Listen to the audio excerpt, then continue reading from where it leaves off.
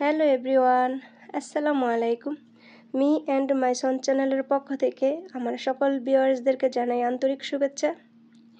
কেমন আছো তোমরা? আই হোপ সকলেই ভালো আছো। আল্লাহর রহমতে তোমাদের দোয়া ও ভালোবাসায় আমরাও ভালো আছি, আলহামদুলিল্লাহ। তো আমরা এখন কাবাঘরের সামনে চলে আসছি। এটা কাবাঘরের বাহিরের অংশটা। মাশা আল্লাহ, মাশা আল্লাহ, এত সুন্দর। আর এখানে আসার পর এত শান্তি পেয়েছি, আমার মনে হয় পৃথিবীতে আর কোথাও আমি এত শান্তি পাই নাই। আল্লাহর কাবাঘরের সামনে আসার পর আমার মনে যতটুকু শান্তি আমি পেয়েছি, আলহামদুলিল্লাহ।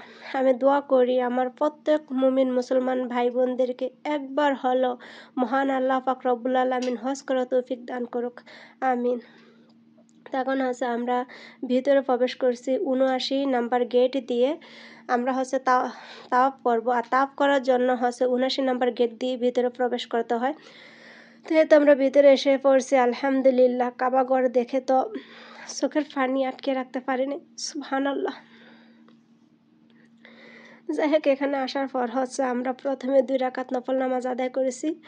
আর 2 রাকাত নফল নামাজ আদায় করার পর আমরা তাওয়াফ করা শুরু করে দিয়েছি।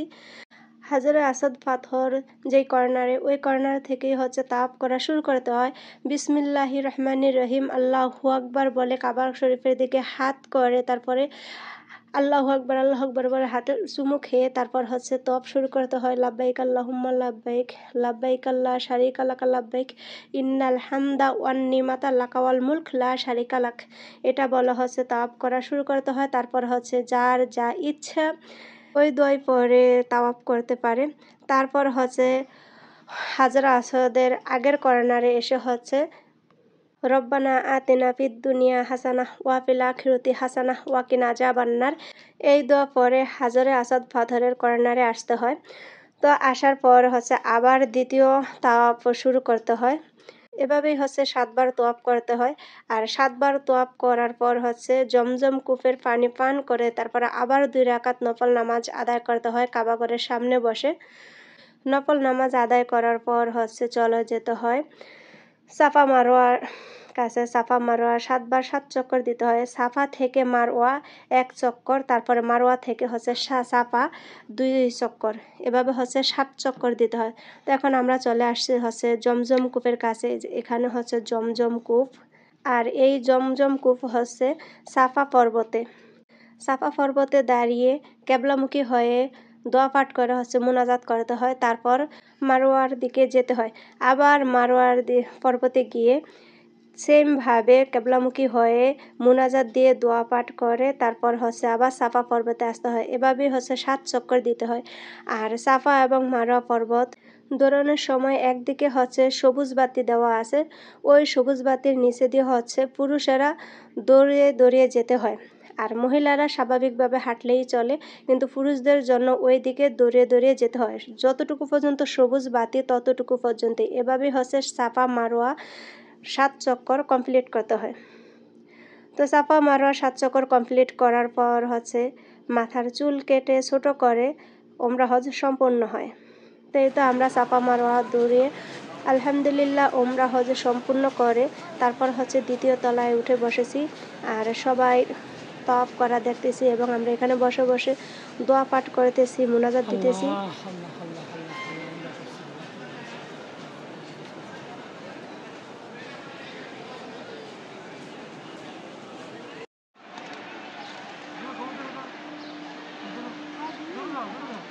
উপরে দিয়ে দাব্বা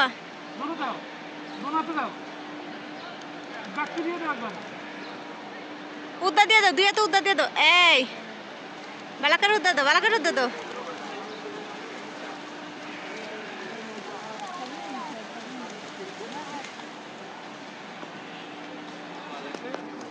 খাবার খাওয়ার জন্য আমরা ভিতর থেকে বের হয়ে বাইরে চলে আসছি। তো এখন যাইতেছি আমরা খাবার খাওয়ার জন্য।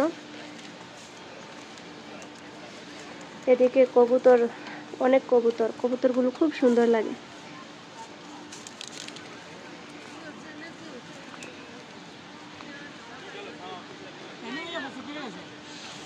ইচ্ছা মতন কেরবা, তুমি কেরবা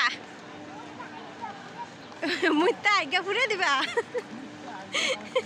এখন আমরা যাচ্ছি হচ্ছে আবু জেহেলের বাড়িতে।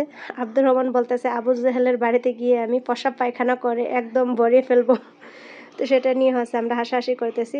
আর আবু জেহেলের বাড়িতে হয়েছে শুধু বাথরুম আর বাথরুম।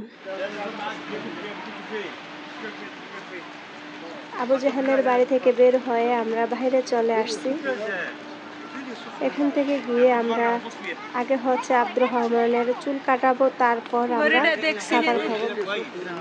এই যে মক্কার সবচেয়ে বড় ঘড়ি, এই ঘড়িটার ওজন হচ্ছে 80 টন।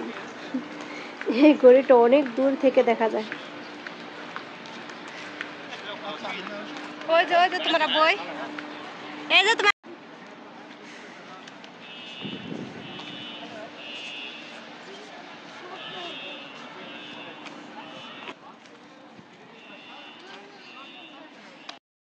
এখন আমরা চলে আসছি আব্দুর রহমানের চুল ফেলে দেওয়ার জন্য। তো চুল ফেলার পর হচ্ছে আলহামদুলিল্লাহ আমার ছেলের একটা উমরা হজ সম্পূর্ণ হবে। আল্লাহর দরবারে কোটি কোটি শুকর আলহামদুলিল্লাহ যে আল্লাহ পাক রব্বুল আলামিন আমার ছেলেকে এই বয়সে উমরা হজ করার তৌফিক দান করেছে। যাক আলহামদুলিল্লাহ আমার ছেলে উমরা হজ কমপ্লিট করেছে। এখন কবুল করার মালিক হচ্ছে মহান আল্লাহ পাক রব্বুল আলামিন।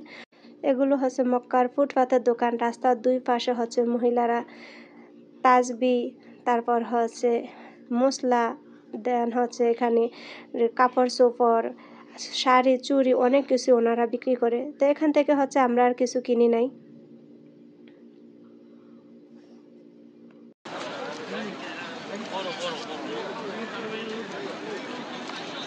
কি সুন্দর বেটিরা বাজার করতে, মক্কার পিছনে সেটা কি সুন্দর মেশিন আনতেন কিনতে আছে।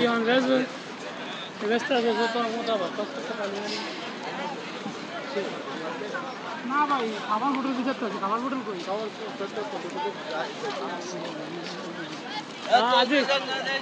এই যে হাজি হাজি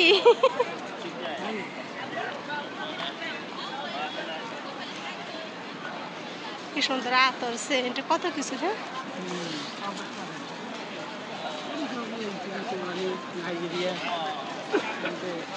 মহিলার এই দেখো চুরি।